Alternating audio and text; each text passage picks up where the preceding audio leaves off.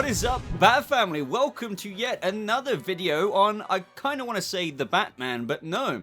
This is on, I suppose, I'm going to provisionally call it, the Penguin show for HBO Max. Now, you may remember me talking about this with the reported article that Colin Farrell was in early talks for his own show on HBO Max around 2 months ago. And here we actually have official confirmation that he has indeed signed on for this show. So today, I'm going to go over the article, break down what we have to work with, give my initial thoughts, but also I took the opportunity to post on my community tab last night for you guys to pick my brain about anything that I might forget to talk about.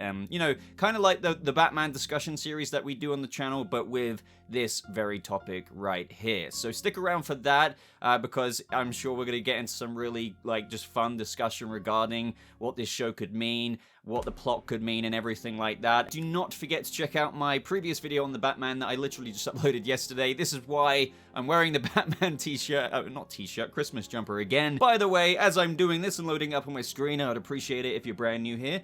Subscribe to the channel, and if you think you're subscribed, double check, because I do get people saying, what the hell, I thought I was subscribed to you, but YouTube unsubscribed to me. Yes, believe it or not, YouTube is weird like that. So anyway, Colin Farrell to reprise Penguin role in the Batman spin-off series for HBO Max. Colin Farrell has officially signed on to star in and executive produce a series spin-off of the Batman, in which he would again play the Penguin. Variety has learned exclusively from sources. Farrell will first portray the villainous character in The Batman starring Robert Pattinson, which is due to be released on March 4th, 2022. Insane how it's not that far away now. It's, oh my god. Either way, the series would then reportedly delve into the Penguin's rise to power in the Gotham criminal underworld. Variety first reported on the series was in development back in September, though Farrell was not attached at the time. That's the video I mentioned earlier with what we've already discussed.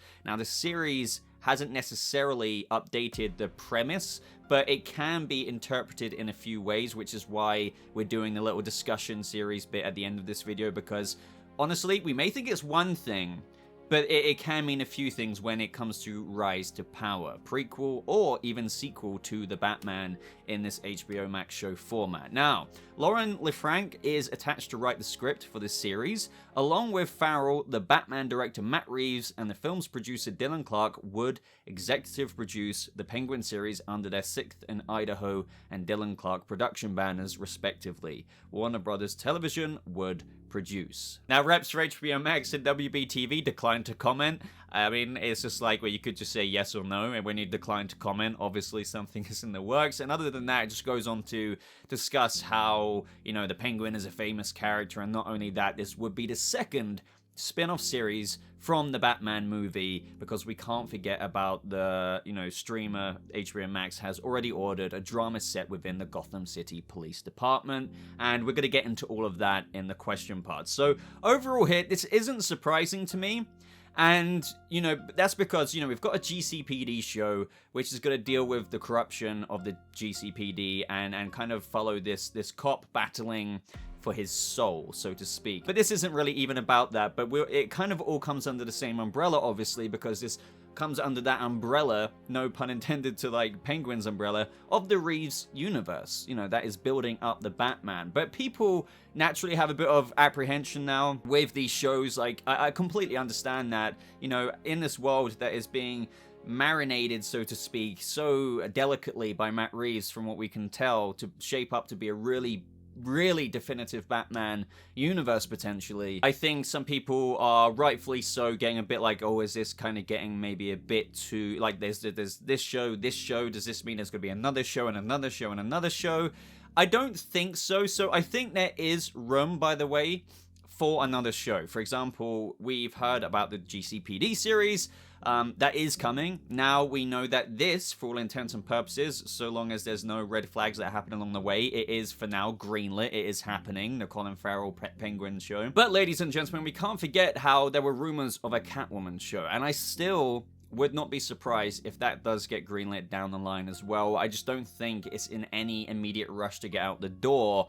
And TV shows, let's say the Catwoman show from Zoe Kravitz, who would be starring in that. That doesn't have to happen right now. Those rumors could still be true, and they could wait till after the first movie, after the first two TV shows, to then announce it, like at that part in the timeline, so to speak, or maybe even after the second movie.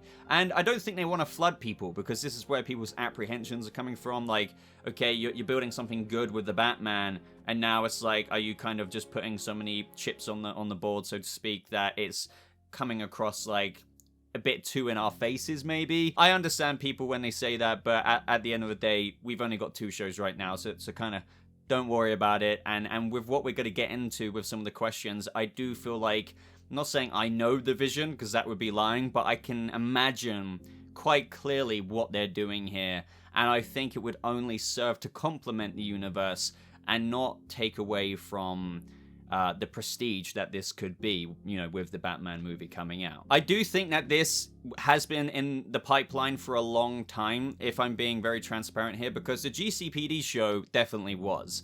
Matt Reeves was building this world at the first DC Fandom when he revealed the first 25 to 35% footage in that first trailer, if you will. He mentioned the GCPD show way back then. So when they were shooting with Oz Cobblepot and, well, should I say Colin Farrell here, I think they knew what they were working with and the potential for more shows. I don't think this is a result of, oh, let's do this and get some more money. I mean, it is a business at the end of the day. I'm not going to be stupid and lie there, but I don't think with this particular project with Matt Reeves helming it is just tunnel vision looking at that side of it. I think they're seeing opportunity and they're trying to capitalize on that, but at the same time, that doesn't mean there's going to be a show for Jim Gordon. I mean, technically he could be in the GCPD show, but that doesn't mean there's going to be one for every darted character we're going to meet in the movie. So to wrap up my thoughts on just the article, you know, before we get into some of the more details where I want to hone in a little bit more on the series would then reportedly delve into the Penguin's rise to power in the Gotham criminal underworld.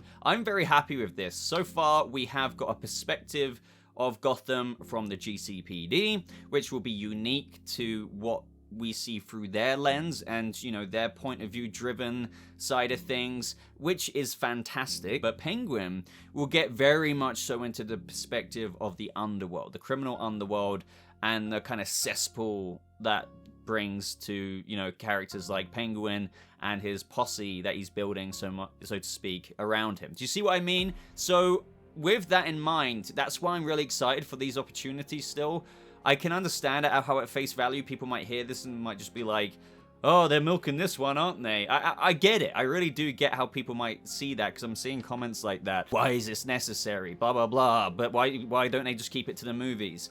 Well, that's what we're about to get into right now, so stick around for this segment, if you will, because quite a few subscribers have sent him some questions, and I think it gives us a good opportunity to speak about this at length. So question number 1, it is kind of going over a bit of what I've already somewhat discussed, but this is from Zet Supet Su.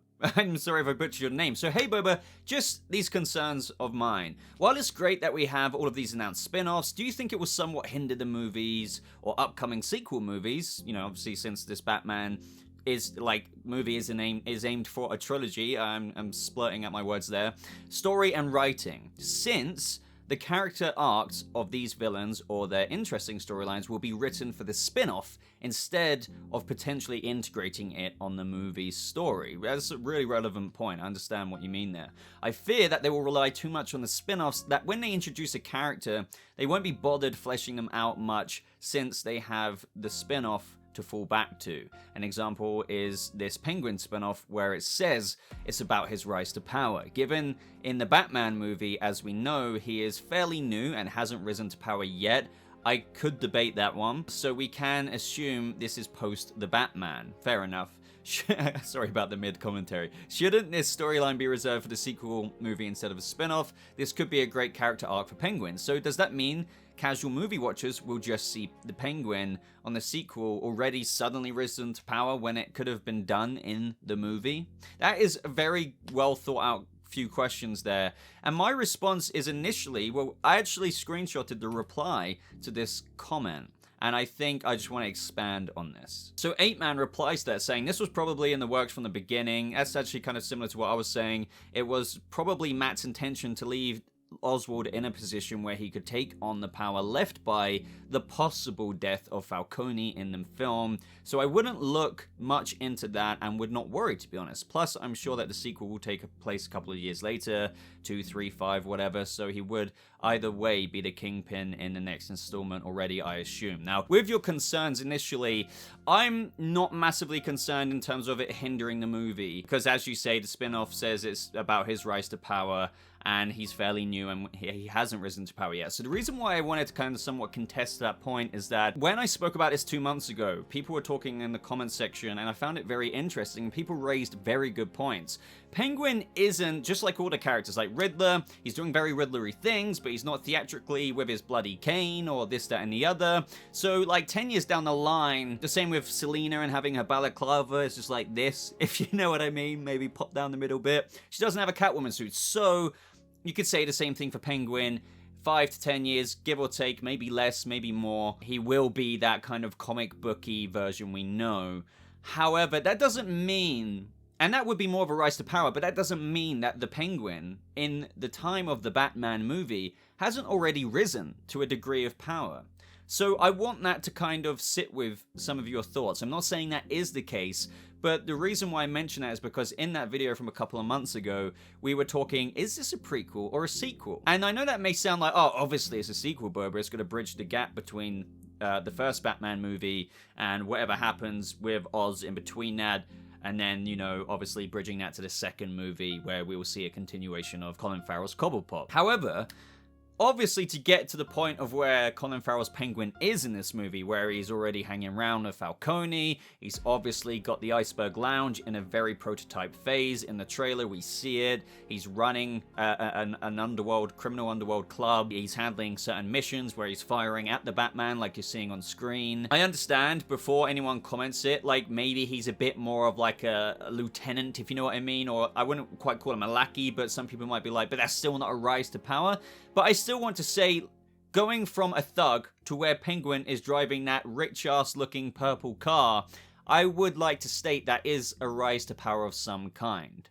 So that could mean that we will and potentially see the rise to power that got him to the point of where he is before, in the Batman. So obviously in the TV show, we might see the moments prior to that. I think I've made myself fairly clear now. There is a rise to power there of some magnitude. However, of course, then there's the theory of, let's say something happens to Falcone.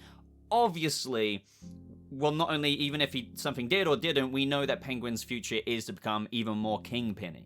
So let's just go with the easy one. Falcone, something happens to him. There's a power vacuum left behind. So arguably, let's just assume in the Batman movie, something happens to him. Movie ends, and as you're somewhat saying here, the storyline, whether it's hindered or not in some people's minds, which could have been saved for a second movie, it's explored in the bridging TV show, the HBO Max show of the Penguin, where he fills in Falcone's criminal enterprise with his own presence, right? And that would be a rise to power as well. So you see what I'm trying to offer here? Like, it could be both ways. I think it'd be pretty neat, if I do say so myself, that they include parts where it's set after the Batman, but also potentially flashbacks to give context as to how he already got the rise to power to where he is in the Batman movie. Because no matter what, I don't think anyone could argue that he isn't a thug. He just isn't a thug. He's wealthy to a degree. That's been shown. He's got a very flashy purple car. He owns a nightclub. Like, he's in to a degree and has some kind of respect from Falcone, from what we can see on set and the filming, outside the cathedral. So I think that's what we need to kind of think about there. Is it a prequel? Is it actually a sequel bridging to the second movie? I'll leave that one up to the audience. However, I get the apprehension of if whatever way you go with there, could it hinder, if let's just assume now it is a sequel, any storyline for the second movie? And you use the example of if, something happened to Falcone, or even if something didn't, and he just had a rise to power even more between the first movie and the second movie through the form of this HBO Max Penguin show, shouldn't this storyline, as you say, be reserved for a sequel movie instead of a spin-off, because it could be a great character arc? So, I get what you're saying there, but I really don't necessarily think so. I really don't. I know what you mean, But there's still always so much material, even if this was the case, and let's say it is a sequel, and there's just, even if Falcone doesn't die, and there's just more capitalization on Oz in the TV show to get even more powerful, and then in the second movie, as you say, so does that mean casual movie watchers would just see the Penguin on the sequel already suddenly risen to power? My argument there is at least we are getting context through it in multiple episodes, whether it's 6 episodes, 8 episodes, 10 episodes, 13 episodes. It'll probably be 8 to 10, I'm thinking. Either way. Movies do this all the time because there is going to be a time jump regardless. So let's just say the first Batman movie to the second, 24 months might go by. Let's just assume that. If we didn't get this TV show, Oz would have only have grown in some power in some way, shape, or form regardless. I think everyone can agree on that. We're all on the same page there. He's not just going to sit there and just be like, nothing happens to me. You know, he's going to have still gained better reputation in the criminal underworld. So the way I choose to look at that is, you make a good point now, but if we didn't have this show, a time jump would be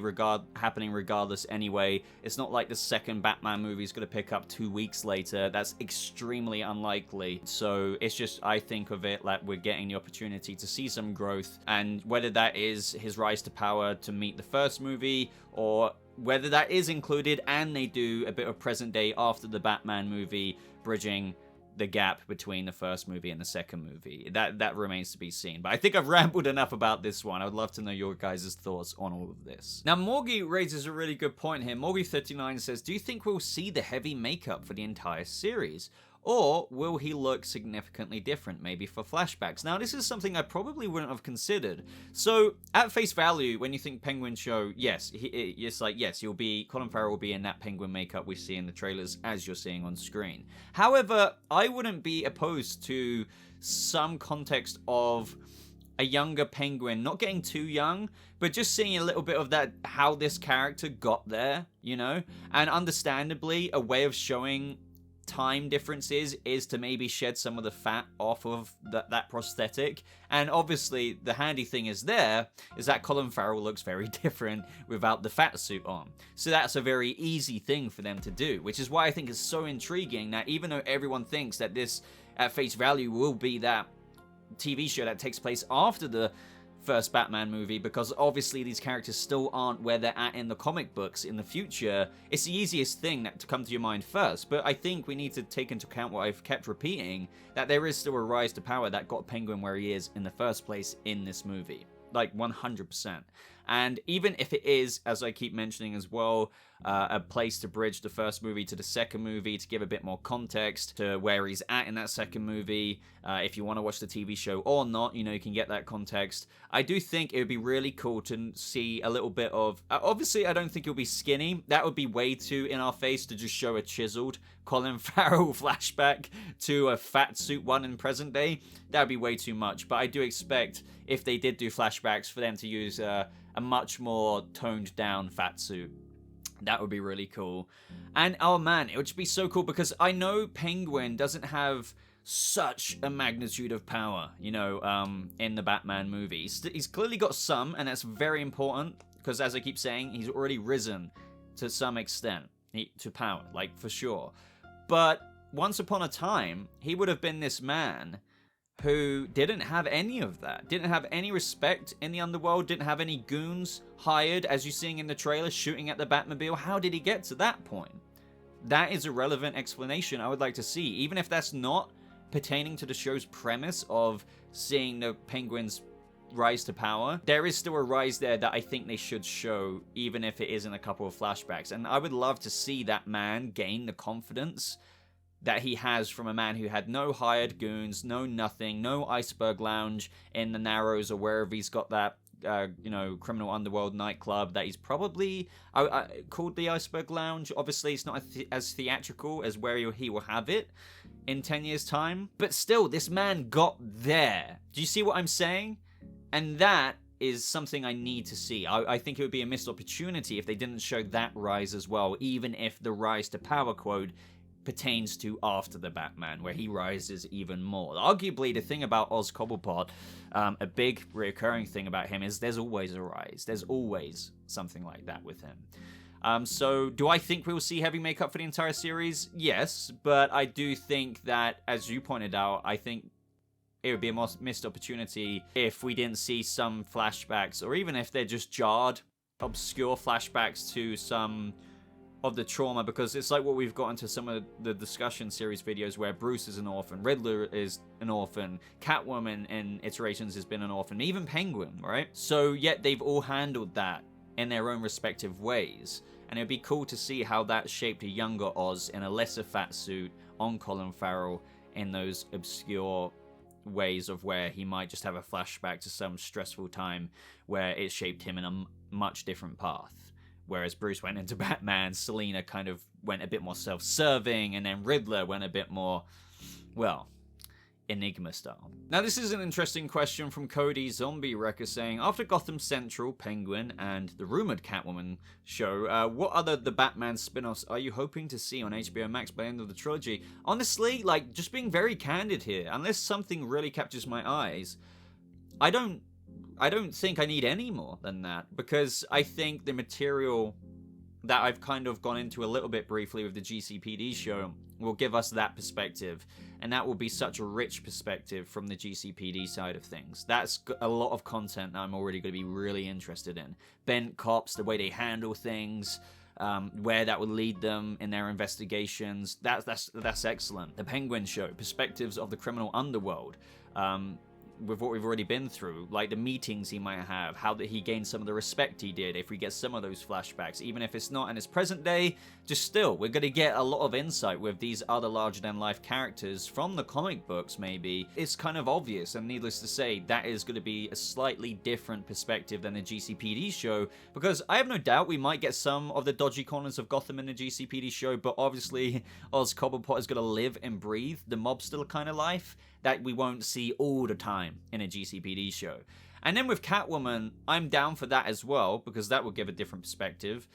But other than that, what more do I really need to see? I do feel like if we got like a Riddler backstory, because obviously I'm hoping to God that he doesn't die. I hate it. I really don't like it when movies do that. And I don't think Reeves is going to do that, because long story short, my perspective on this, I don't like what they did in Birds of Prey with Black Mask, because I like the kind of, and I know they're their own iteration, I respect that. It's just that I like the idea of these villains coming back time and time again, whether they break out of Arkham in the future to have that next dance with the Batman or the GCPD. So Riddler, I trust, will stay in Arkham or whatever. And, you know, in our headcanon, after the trilogy is over, we can imagine that he comes out again for another terrorizing Gotham trip. That's my philosophy. It's more the comic book style of things. So I don't think we need a Riddler show. So even when I try and think of other shows, well, I've got what I want with a GCPD shows. We can have maybe characters that I want to see in there, like Harvey or whoever, right? Penguin show, that can offer a lot of opportunities for other characters, and I'm saving my comments about that because there is another question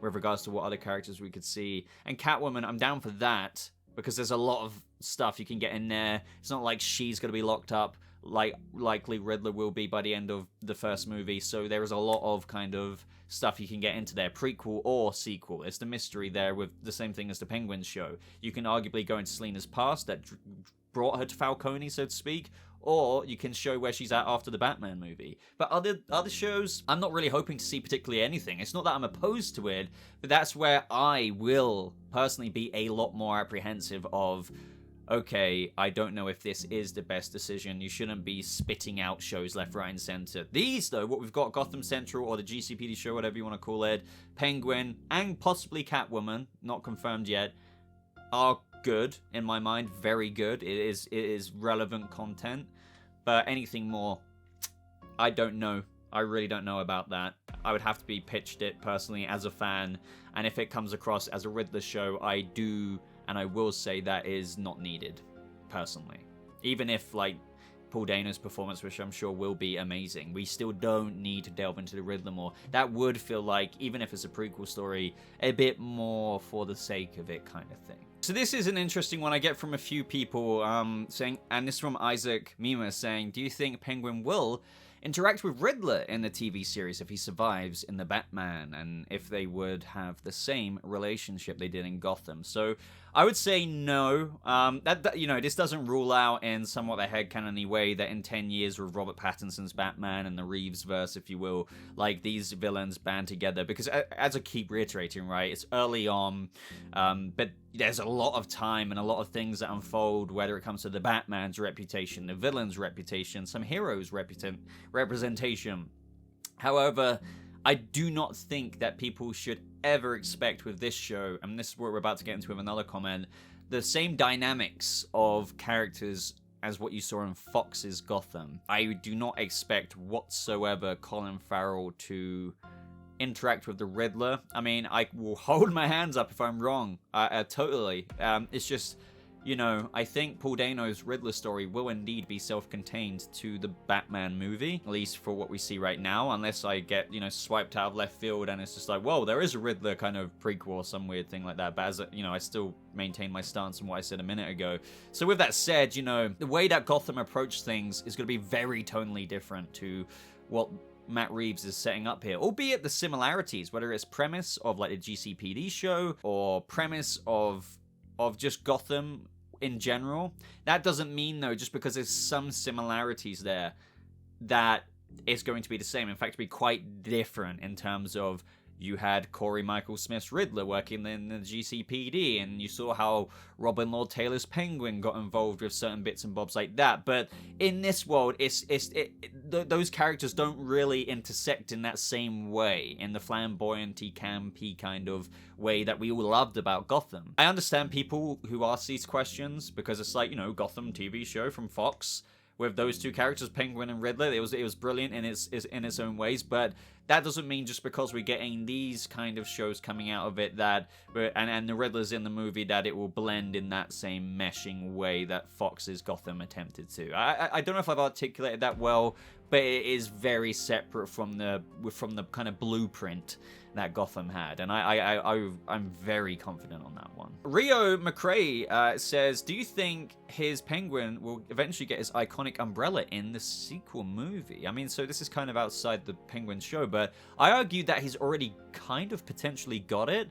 Maybe, like, the hard thing to know, because we see him come out of his car with an umbrella, right? The question is, I can't tell you if it's the iconic umbrella, because, I mean, maybe you're going into more of the shapey and the patterns on it, or maybe you're pertaining to the gadget, like maybe like there's a kind of rifle or pistol attached to the end there, or maybe it just has a spike, a lethal spike. We know he has an umbrella, and he carries it around with him, and kind of uses it to assist his walk, I suppose. But does it have, like, the iconic part to me is more the gadgets that you can put in there. I wouldn't be surprised if Reeves has already somewhat included some kind of gizmo to his umbrella in the movie. That remains to be seen. I also wouldn't be surprised if he doesn't have it, and it's just, to begin with, he has an umbrella that he always seems to carry around, where most people just use it in the rain, but Oz brings it everywhere with him. Good question, but I already know he has an umbrella. That's what we can go with for now. So is it iconic, though, or not? Does it have any integrations in it or not? I do not know. But I don't, I don't know. I'll leave it to you guys. So this one is similar to what I was talking about earlier. Clockwork says, how much do you think they'll reference or use Gotham as a whole? Like the police, organized crime, and Batman? Or do you think that maybe it'll be more self-contained to Penguin and his crew and business, and not delve too deep into the rest of Gotham and how everything is changing? I think it would be cool to show Penguin and how he operates, while also using his point of view to see Gotham and its people. So I really do agree with the latter of what you said, but to somewhat separate these shows and also bleed them in a little bit at the same time, akin to what I said earlier, like the Gotham show, I'm sure it would take him to some scummy parts, like the Narrows, or maybe entrance ways into the criminal underworld, but it won't be all about that. But we'll get the lens of the perspective of the GCPD, corruption, this, that, and the other.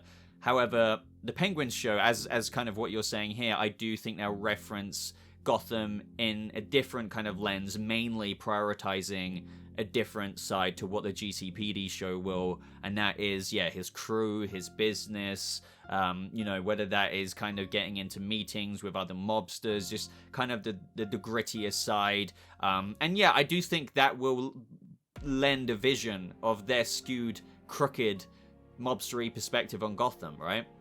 I think that will naturally be used because Gotham's a living, breathing character in of itself, but also it's kind of like an Instagram filter for depending on the kind of person you are in Gotham, the character you are. So the GCPD will have one lens, Batman has another lens, but also these crooks, if you will have another lens. And obviously their lens and Oz's lens lens is like enterprise and building up his reputation, his empire, even though it may be small at this point. But he already has a nightclub, likely called the Iceberg Lounge. So, you know, I really like how you kind of brought this question up, even though I kind of went into it earlier. And as for Batman, you know, this is such an interesting one to me because Pattinson's such a big star and he's only ever growing. And that's not me saying that he's not going to appear in these shows. I think it won't be necessarily the shadowy bat figure all the time, even though I think the way they might do it is press reporting, mobsters reporting, or saying, oh, you hear about the Batman again, or that bastard or whatever, screwing up that last week's operation, what if he comes back, or something like that. But then to contract Rob Pattinson to appear, I think would be either not at all, or very, very, very few and far between, even though it's the same universe. So that's why I'm not ruling it out completely. I'm just saying these shows are more about the characters they're based around. The GCPD will get into the GCPD perspective, and it is imperative that you don't rely on the Batman. I think they're going to rely on the world building that Reeves has already got to craft with this movie, and that's going to be rich enough for someone like me. I don't need Rob's Batman to be in it. I'm more than happy and fully expect references, quite often even, to the Bat, whether it's an investigation and that they're doing, and the Batman is somehow also doing his own investigation alongside it, and they're alienated by that. Or from the Penguin's perspective and his cronies and whatnot, they also have somewhat of a relationship with how he's screwing up their enterprise. Few and far between. But to see Rob, as I said, I wouldn't be surprised if there's some talks of him appearing. Few and far between being the key words there, but other than that, actually seeing him is another question.